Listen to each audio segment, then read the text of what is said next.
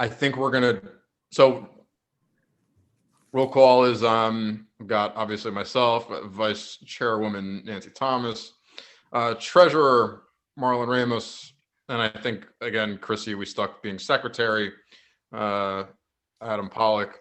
We've got Executive Director Vickers here. We've got General Counsel Bob McLaughlin and Special Counsel Kelly Pressler. So the meeting is hereby called to order, and I will take a motion to go into executive session to discuss pending litigation.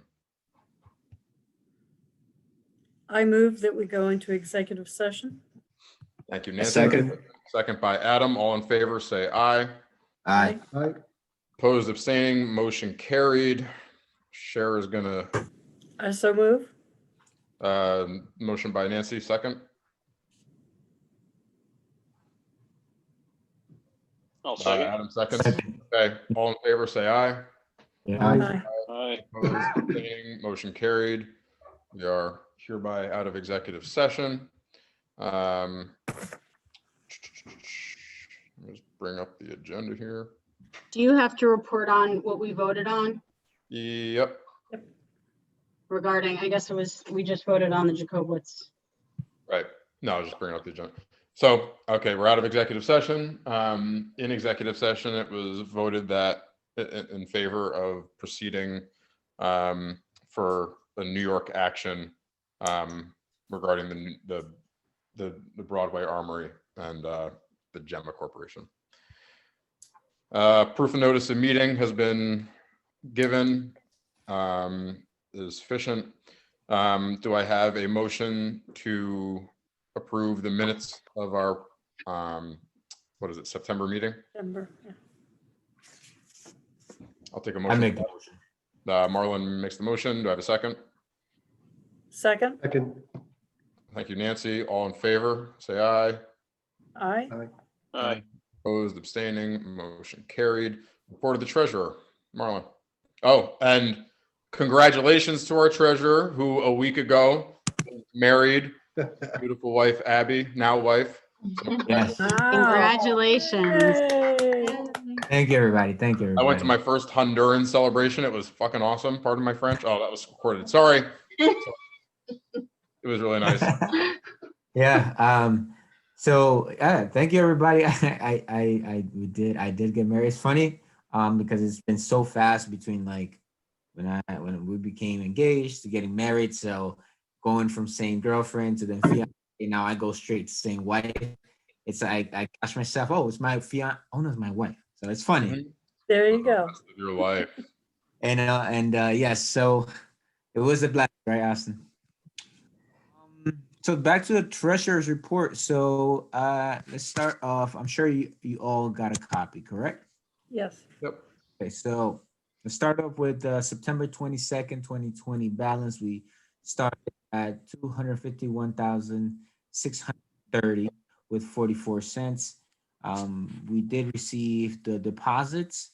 I have a note from Share because we do have some updates on the checks that were missing. So for the month of September up until October, for the month of October, we have a total deposit accounted for right now of 11,860 with 16 cents. But the payments for July and Right. August were received today for a total amount of 7,102 with 4 cents, and those were the AT&T cell tower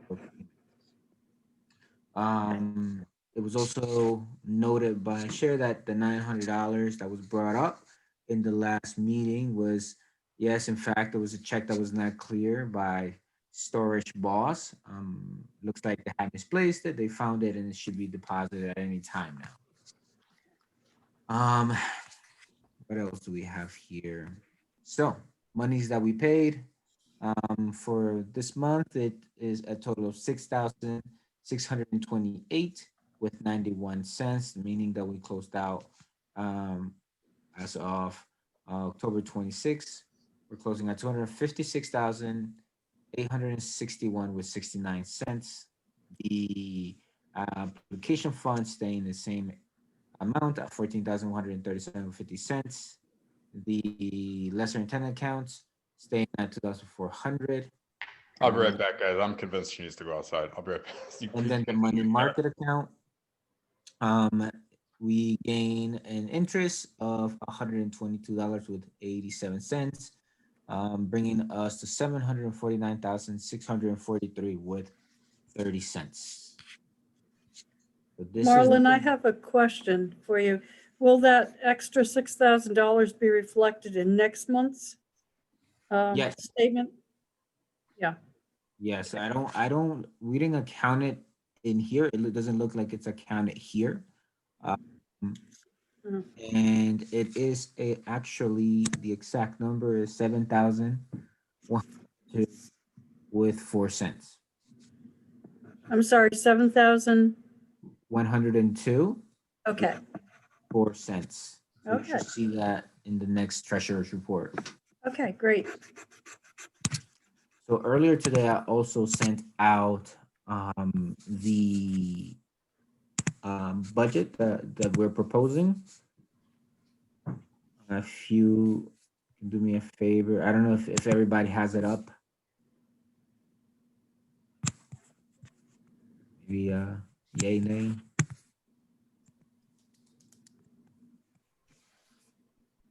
Adam, did you see it? Hi, yeah, Marlon, I'm looking at a hard copy of what you sent in Got advance it. of the meeting. Okay. And then Nancy, just to so I have it in front of me. I can run down through the numbers, but I think after some time it would be pretty repetitive. But I'll go over through 2021 to see, give you some time to look at it and ask any questions. And then also 2022. Essentially, in the copy that I sent, it has the actual amounts for 2019, the adopted budget for 2020, and the one we're proposing for 2021. Things to note here, it's going to be the amounts that we intend to allocate for grants purposes. This is for the PPE, and the amounts totaling 70,000. Which, after doing some balancing between our revenues, which pretty much stay static on the regular, almost all of the adjustments that we made were on the expenditure side. So we Here also, Yeah, oh, sorry, I was go gonna ahead, say, Kristen. we wanted to make sure, there were certain changes this year because of COVID. And because of what's going on, and we can't predict necessarily, what's happening with some of these line items or what will happen in the future. But after going through sort of each line item, we were able to basically net out, balance the budget, and then the negative, the difference would be that additional grant, which we have to figure out, which is a separate conversation, but we got us to sort of a net 0 point. And so acknowledge in our next conversation when we talk about the PPE that essentially that would be a negative budget item, whatever that amount is off of the budget. Thank you. For professional services and contracts, we feel that for the next few years, we're going to have relatively high levels of expenses on that. So we accounted for those for the year 2021 and then carried over to 2022. So this is what we're proposing as the committee. and we're open to see if anybody has any questions, and we can discuss the train of thought that the thinking that we put behind it.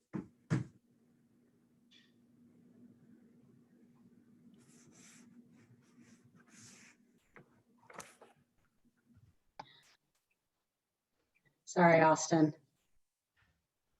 What? No. you got it. I mean, does anybody else have any questions about the budget? So, Nancy, what did I'd you say? like to point out one more item for the year 2022. The 5,000 for other operating income. That's assuming the closing of the sell of the land. ah, Right. right. That makes sense. Okay. So I think Cher, we need to vote on the budget tonight, but I think it's a little bit of a circular loop because we have in there this proposed amount for the PPE grant, but we really can't propose the budget. We really can't vote on the budget until we know how much we're willing to put in as the maximum amount for this grant. And do you know anything, Cher, about, I mean, like I said before, we went through and right-sized everything based off of what was going on in the world today with COVID and, you know, each of those line items and projected forward based on that. And we're able to balance, you know, zero out the budget. But do you know what happens if we propose a budget that's negative? Like, I know just in a totally separate governmental system, when we have to propose budgets for that one project that we have, and if it's negative, they bounce it back out of the system. Have you heard of anything like that? Or is there a way to account for the PPE grant in such a way that it doesn't go in to make the budget look negative?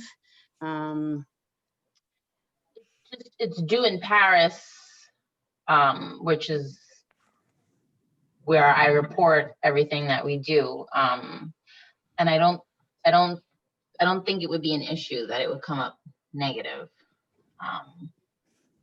Okay. I don't foresee that happening. And part of it, I would assume it's because it's already something that's basically brought down by the state that we can actually talk about if it comes into question, I imagine, which I doubt myself, but you know, given that this is something that came from state. So wait, Tim, if the question is there any consequence to proposing a budget that has a negative revenue in 1 year or a year? I'm virtually positive the answer is like, so what? I don't think that matters.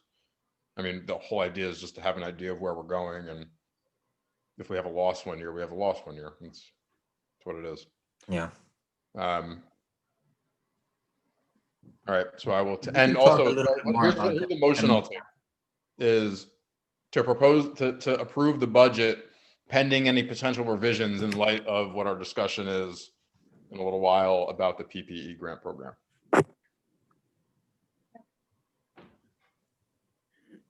And if anybody wants to make that motion, feel free. Okay. Don't all jump at once. Okay, so I'm gonna make the motion of us adopting the 2021 proposed budget with keeping in mind the discussion of the PPE grants that we'll be having soon. Great. Do I have a second? Thank you, Marlon. Second. Adam seconds. All in favor, say aye. Aye. Opposed, abstaining, motion carried. Close the agenda, but I'm pretty sure what it is my report. We need one for the bills too. Oh, sorry. I'll take a motion to pay bills. I move that we pay the outstanding bills for the month of October. Thank you, Nancy. Do I have a second? I second. Sorry. So I didn't see if anybody raised their hand. Okay, I heard Marlon say it, so thank you, Marlon. All in favor, say aye. Aye. Aye. Opposed, abstaining, motion carried. Thank you. My CDAC report, where we're at as a committee is really, we're trying to schedule a retreat, we're calling it, but really just like a meeting where we can make sure we're on the same page as the council, because we are essentially nothing but for the authority the council gives us and the support they have for the recommendations we make to them. So that's sort of the priority.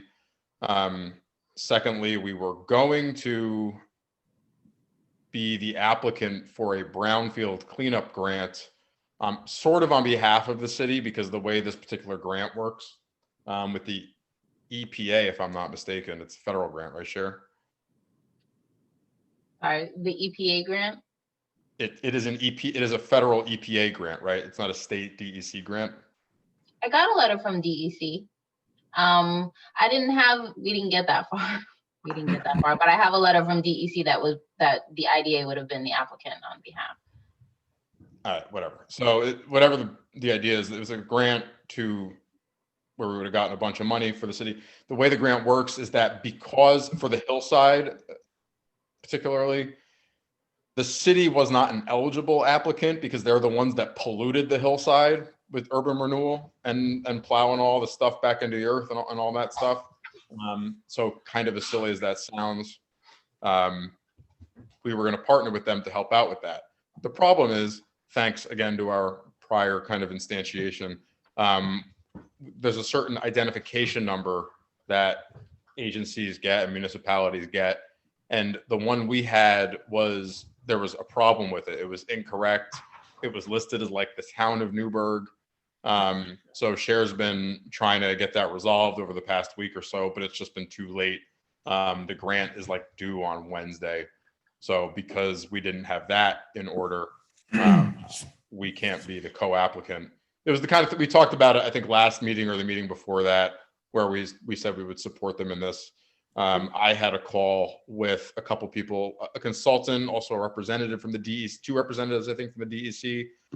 And it sounded like it really made a ton of sense for us to do this, and it would have been great. But there was just, this issue that we had administratively that somebody screwed up years and years ago. But for all of Cher's attempts over the last whatever week or so, you were dealing with a federal agency for that number, right? That's what I'm thinking. Done in Bradstreet. So Sam, what is it? System Award Management.gov wouldn't allow me to create the IDA as an entity without the correct information for our DUNS number. So which was like you said, was listed as the town of Newburgh with a city address. And of course, they don't understand the difference between the town, the city, and the IDA, which are 3 different complete things. So it was an administrative dumpster fire that unfortunately we couldn't put out in the short period of time we had to be able So to do. who is sponsoring? Who is the? Not being applied for now. Huh? We cannot do the grant. We cannot do the grant application this year. The city can't. Right. And there's no other agency that we can apply to? I mean, this is one, I'm sure there are other grants, but this particular one we can't do. I mean, I don't know if there's another agency that's appropriate. I mean, they can support it, yeah. but positive flip side, when we figure this all out, then We can. next year or whatever grants that the IDA wants to partner or the city wants to partner with the IDA, then we'll be ready to do that because we sorted this first part out and it's done. This is at the very least sort of like we're getting our feet wet with actually doing things to help the city. Right. Instead of sitting around having wrong DUNS numbers and a UTEP that's freaking ridiculous. Which we'll get to. So yeah, that's pretty much it as far as that's concerned. So we talked about SCOBY. I'll intro Bob the UTEP issue. So I think we needed to revisit our UTEP anyway, but apparently the way our uniform tax exemption policy reads, it says that we don't give pilots, Right. which I think everybody on this call knows how dumb that is. And Bob pointed out that it's actually contrary to state law, which says that IDAs shall offer pilots. The terminology is that they shall, not even that they may. It's not like really even an option. Of course, we can do it in different ways, but again, thanks prior board for having a UTEP that puts in writing that we're not going to do anything. So Bob and Cher have been working on updating that, and Bob or Cher, Bob, I guess it's under your heading, so I'll let you take it from here. So what the statute requires is that you notify the taxing jurisdictions that are affected by your UTEP policy. So in this case, the city, the county, and the school district of your new UTEP policy. The resolution before you would allow the chair or the executive director, when the draft policy is ready, to send a notice out to those taxing jurisdictions and advise them that they can appear at a public hearing or submit written comments to your proposed UTEP policy. Austin is right in that the statute is very clear in that the statute says the agency shall have a UTEP policy, and that will provide for the financial assistance and the three prongs that we've talked about in the past: sales tax, mortgage recording tax, and a pilot.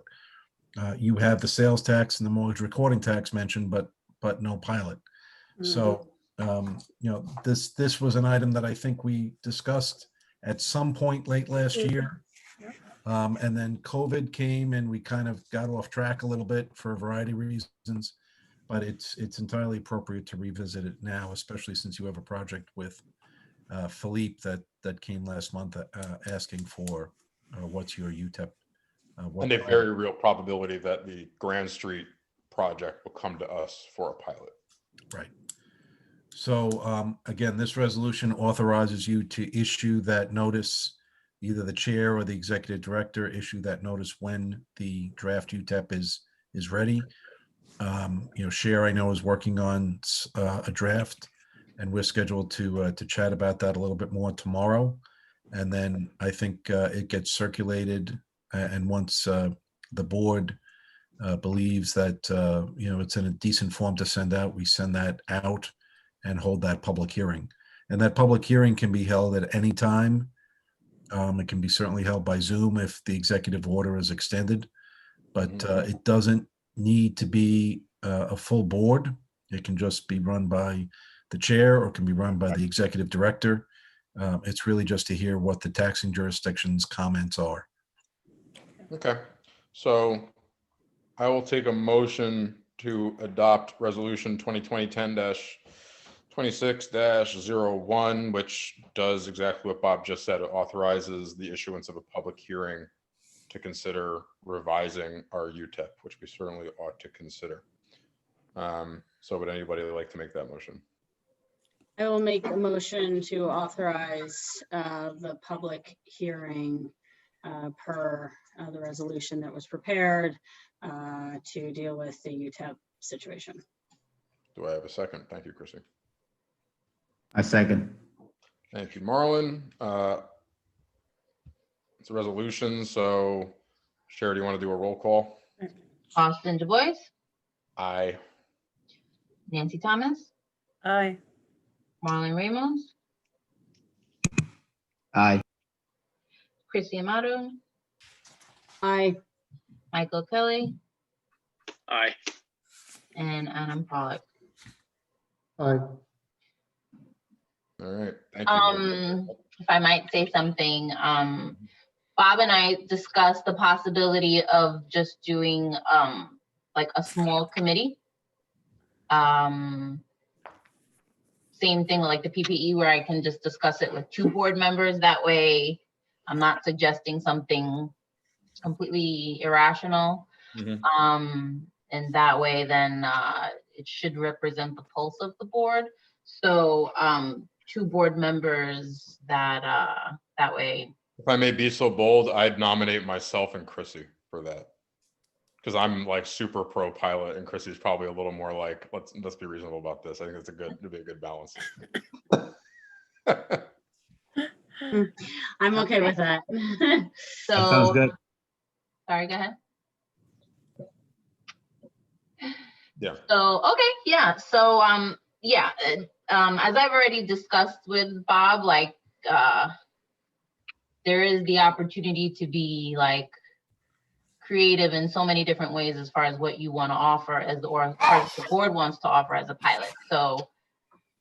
Yeah, so just Yeah. a little, this is an opportunity for us to really sort of formalize the incentives that people are eligible for by like type of project, by location of project, but things like that. You know what I mean? Where we really can say like, look, you know, the downtown development is critical, but let's say like Liberty Street's popping, so like maybe there's less incentive to do something on Liberty Street. There's a heck of a lot more incentive to do something on William Street or whatever, you know, like that kind of thing. We also, and I'm assuming this is something that we talk about in our committee, but we've come across this a few times where people have come to us, they want to pilot, they say they're producing jobs. We don't really have sort of benchmarks, and not that we need hard and fast benchmarks, but it feels like it's a little kind of, you know, okay, are you producing 1 job? Are you producing 20 jobs? Are you producing a job for a week or for years, or so something maybe a little bit more. Right, type of job. defensible. Yeah. Well, that and most of all, this just speeds up the process. You'll see how that right now with Philippe, it's kind of stalled until we figure out this out. If a developer comes, they want to pilot, we have standard, you know, rates that were already approved by the taxing jurisdictions, and it should just be able to move quickly. Right. It'll be like a menu of benefits. Yeah. If not, you're gonna have to, you know, do this slow process each time. Mhm. So that's the benefit of doing it this way. All right, great. Okay, moving on to executive director's report. Cher, you want to do the PPE grant situation? So I met with Marlon and Mike, and you will have a copy of that application as far as what the application would request, what the IDA would be offering, what the total pool of money is at $70K that would be available. The grants would be for a maximum of $2,500, and they would be reimbursements. They would not be cash to go by. So people should be proving that they already bought the equipment and that they are getting reimbursed. The information in the packet or in the application helps provide that information that we need to be able to extract that data from applicants. And then I have a scorecard. It would be great if the IDA gets a nice pool of applicants who in the city, you know, to help businesses. So, you know, how do we prioritize who gets and who doesn't? Well, that's where the scorecard comes in. So I'm assuming then that with Marlon and Mike, since they're on the committee, that whatever we get, we would go through them. And if it's a matter of picking and choosing, depending entirely on how many applicants we get, then, you know, that committee would then recommend the awards to the board. So we have a resolution to approve this program. Tell me again, what's the maximum amount we're allotting total out of our budget, and 70. what is the maximum per grant? 70 for the whole program, because I don't know. $70,000. What's the maximum per grant? 2,500. Okay, thank you. I don't, I guess, it's that, again, it's for PPE. We're going by what the CDC, calls PPE. We're going by that definition. I think, you know, other than that, we're pretty much in line with, I think, what other IDAs are doing. Okay, I will take a motion. Wait, I have a question. Does the resolution state the maximum amount? And how do we decide on the scorecard afterwards? Do we get to see the scorecard, or how applicants are vetted? Well, I need to revisit the resolution. Give me 1 second. So the resolution does have the maximum amount of 2,500 for any individual applicant. Also has the requirements. It won't exceed that amount in the aggregate, and it can only be to small businesses located in the city of Newburgh that qualify under the statute that was adopted back in June. Chrissy, is your question whether we as a board get to look at the scorecards that are prepared on behalf of an applicant? Well, no, they're two separate questions. Yeah, I understand the 2,500 is mentioned, but the 70,000, I mean, just being on the finance committee, it's a good amount of money, but we don't, you know, we have a reserve and we use it for certain things, and there are a lot of great things for the city, and I think this is definitely a worthwhile thing. I just want to make sure that, you know, the 70,000 is mentioned and it doesn't turn into 250,000, or, you know, it doesn't. Yeah, I don't see 70,000 in here. Yeah. I didn't have the amount, but we can add that. I'll add that in section 2 as a maximum amount. Okay, yeah, let's add that. And how did we come up with the 70,000 again? Marlon and Mike and Sharon I'm met. on the call, but it was a suggestion based off of the income that we have. Right. Income that we Right. have.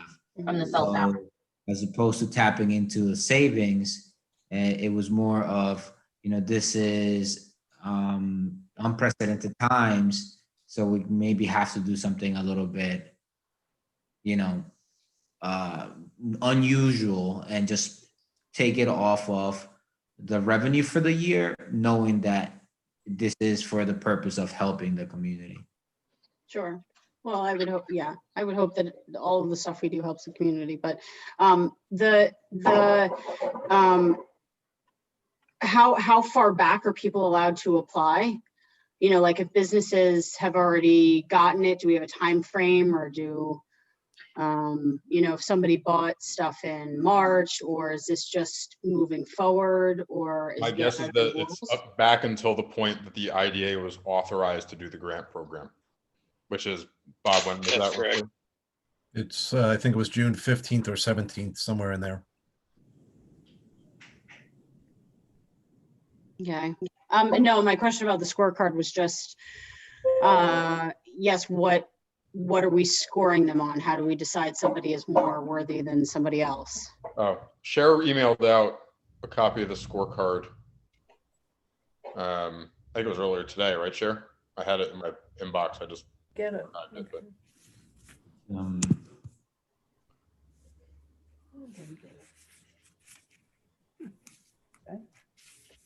yeah, she emailed it at exactly noon today. Okay. Went out. There's this financial analysis of applicant. There's 7 factors: time in business, financial statement, level of assurance, basis of financial statement preparedness, a bunch of others. But yeah.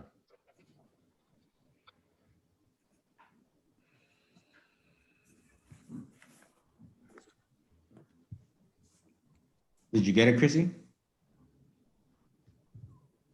Sorry, yes. Yes, I can see it. Sorry, I opened the bigger email. I didn't see this one for some reason.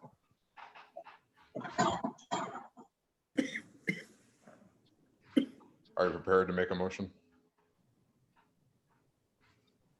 And again, I didn't come up with this course scorecard. This is one that's being used by. I was giving you credit for it, but okay, never mind. No credit.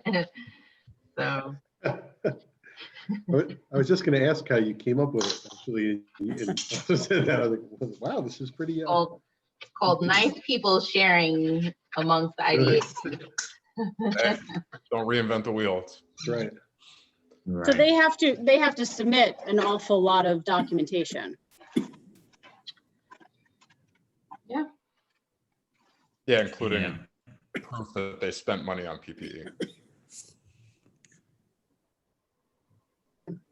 Yeah, the purpose is we don't want to give people, somebody goes and buys something, then goes back to Lowe's and returns it after they got the money, like.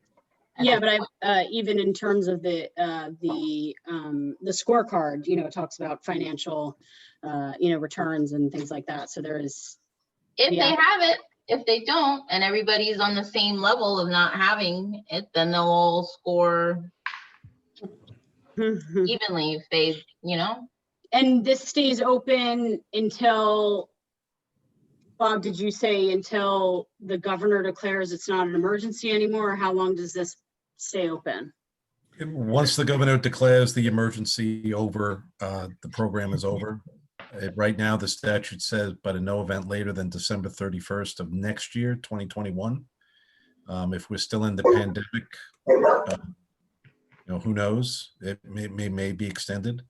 One of the issues that has cropped up with other IDAs is the request for financial information, but the statute does require that the board has to make a determination of financial viability. So, I think the legislature, obviously there's very little history on this bill, but presumably the legislature was concerned that if you're using it for grant money, it would be not in the public interest to issue a grant of $2,500 and have that company go bankrupt the next week. So there has to be some evidence that there's some financial viability.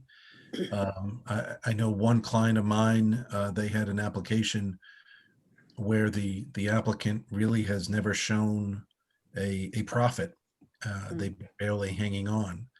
And that was a real tough decision to make. It's an industry that probably is not the best to be in right now. And, they've never been in the black. So their explanation was, well, we bought a lot of equipment early on and now we're ready to get going. But how do you make it that determination based on the numbers provided? It's a very difficult decision.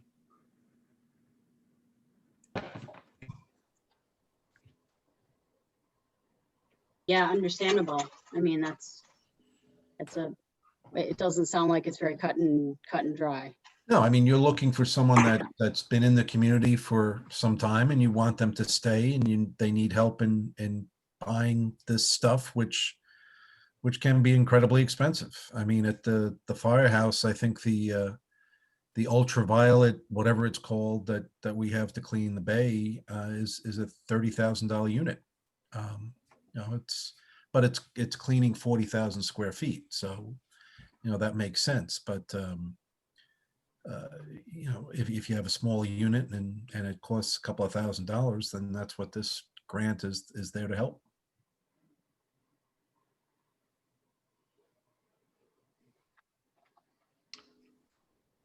Do I have a motion to approve the resolution? I'll move to approve the resolution with the change to section 2 regarding the cap at $70,000. Great. Thank you, Mike. Do I have a second? I'll second. Thank you. All in favor? Do a roll call, sorry. Austin DuBois, Aye. Nancy Thomas. Aye. Marlon Ramos, Aye. Christina Amato, Aye. Michael Kelly, Aye. and Adam Pollard. Aye. Thank you all. Motion carries. New business. What's up with the nominating committee? Or is this just that we sent a letter One recommending. other thing I just want to mention, there's an IDA Academy. I know I emailed you all about that. It's never a bad idea to attend the Academy, especially because it's on Zoom nowadays. I mean, you can, I'll be happy to register anybody who wants to attend. You can leave it on in the background, or if not, you can listen to it later, especially the part about, compliance, and all of that. So yeah, if anybody's interested, let me know. As a routine, I always listen to it as a refresher. It's November something. I sent the date out, but yeah, just let me know if anyone is interested in attending.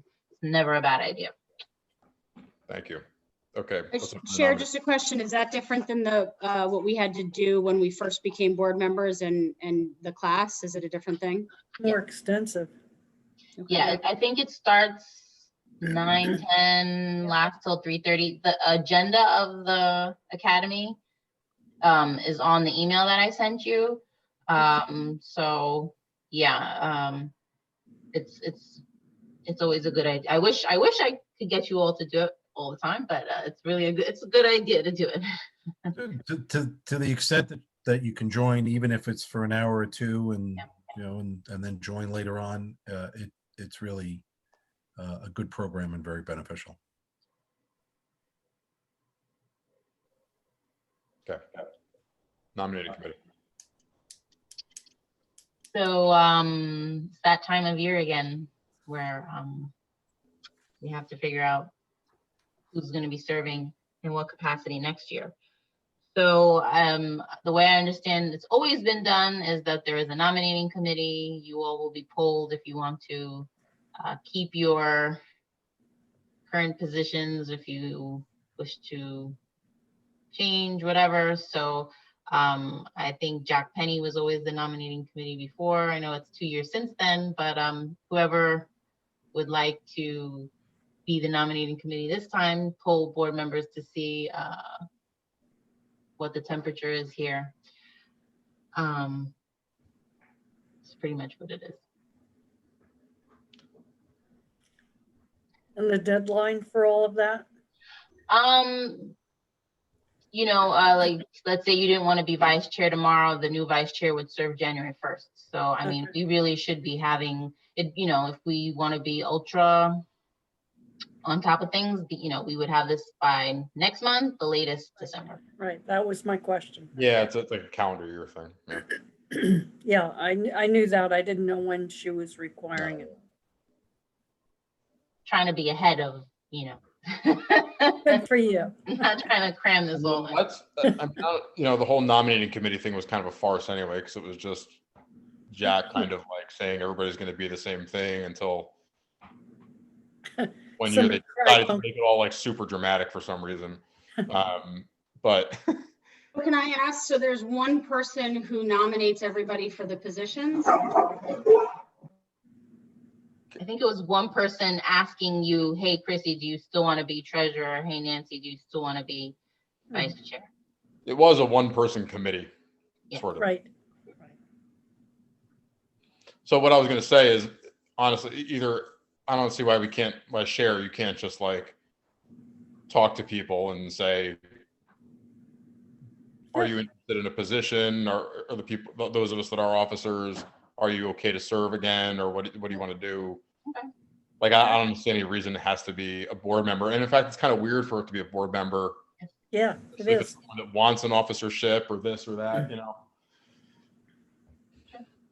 My thoughts exactly. So I would say maybe just shoot an email to everybody and say, let me know, if you're an officer, if you want to continue to serve, if you're not an officer, if you're interested in an officership, and we go from there, And I'll let you know what everyone says. And I encourage like open and candid dialogue, because that 1 year where it was dramatic is because nobody wanted to talk about anything. And it was like, I didn't realize we weren't all adults and can't just talk about these things, but like, Can you remind us, Chair, what the officer positions are? Chair, vice chair, treasurer, and secretary. yeah. I thought, and not to derail, when this came up, we were discussing our potential new board member. Is there any updates on that process? So, We and just then sent the the le- letter. yeah, the letter should come up at the work session, November 5th. And then if all goes well, I think, I called like right before our meeting today. I think the next time it comes up, the next council meeting is the 7th or the 9th. Yeah, unless there's any pushback, it should all be on time. And now that I've met Greg, I see him all over the place. And does he know, or he doesn't know until the council votes? No, he knows. Oh. Between Cher and I, we notified everybody about the declines and also the acceptance or the recommendation rather.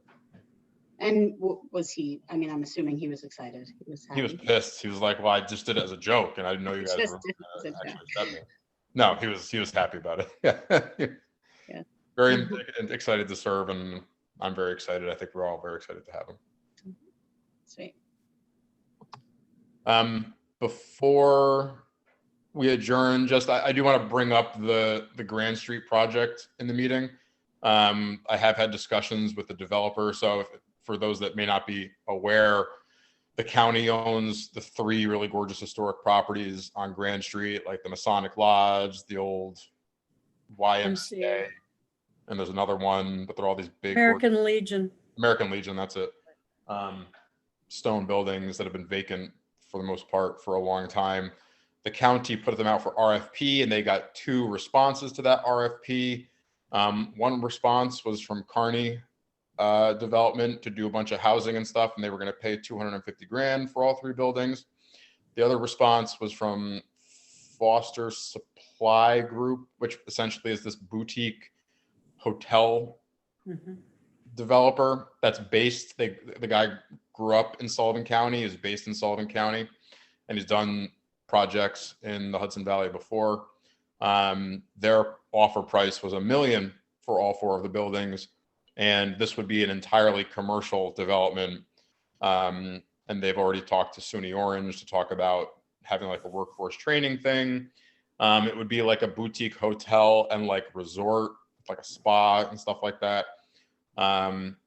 This all sounds amazing. Now I can tell you, I know for a fact that the county legislature, because of interesting reasons, are all hung up on the fact that they paid more than $1 million for these buildings several years ago, to which I say, tough. I mean, it's the sunk cost fallacy. Too bad you spent too much money on them. Now you have an offer to buy them and do something wonderful with them. It's their obligation, I think, to accept that offer. I think they're otherwise excited about the project. And Newburgh should be crazy excited. I mean, these are positive tax rateables. This is insanity. productive use for buildings that. It's jobs. It's money in the pockets of people that live in Newburgh. You know what I mean? Yeah. So I think we should all be very excited about it. And I think Cher, maybe talk to, as much as I talked to Bill Fioravani, maybe reach out to him or something to see if it would be appropriate for us to formally have a letter that we write to the legislature, letting them know that we're in favor of this project and that we're willing, based on our application process and all applicable sort of caveats, to be ready to help incentivize the project, based on the fact that it's going to bring 100 jobs, a lot of jobs for primarily Newburgh residents, again, with a workforce development component. Yeah. Yeah, not only that, it's also I'd like to be as appropriate proactive as use possible in about that. appropriate zone. Yep. Appropriate You know. use in appropriate zone. Yep. Activates that part of Broadway. It's historically, it's also street friendly and commercial friendly and pedestrian, and it's a great. I'm super There's nothing excited. bad- Sorry. Yeah. There's just nothing bad about this. This is amazing. And it's a guy that really cares about the Hudson Valley, Yeah. wants to do the right thing. He isn't even super, he doesn't even, he's not being, I've talked to him and Bill's talked to him, and he wants the pilot, but literally just so he can get the underwriting. It's not like he really even wants he's not being greedy. I can tell. I realize that's not our formal application process is my gut, but like he's not being greedy about this stuff. He just really wants to make sure the project is stable for a while so it'll be successful. Well, and to our He's very, previous, very interested in paying taxes, you know.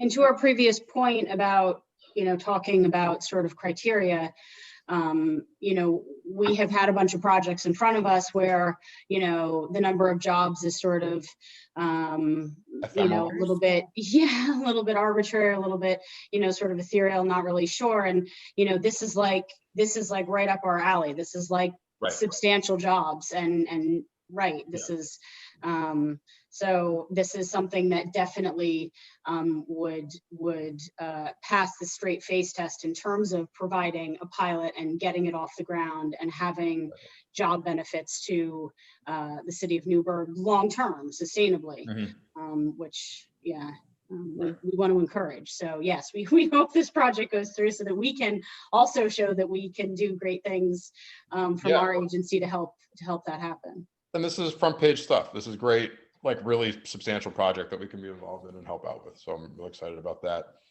And I'd love the opportunity to be able to even stand in front of the legislature and tell them that, have a crew of us go over or something. All right. Any other new business? Any old business? Hearing none, I will take a motion for at least two of us to go tend to our puppies.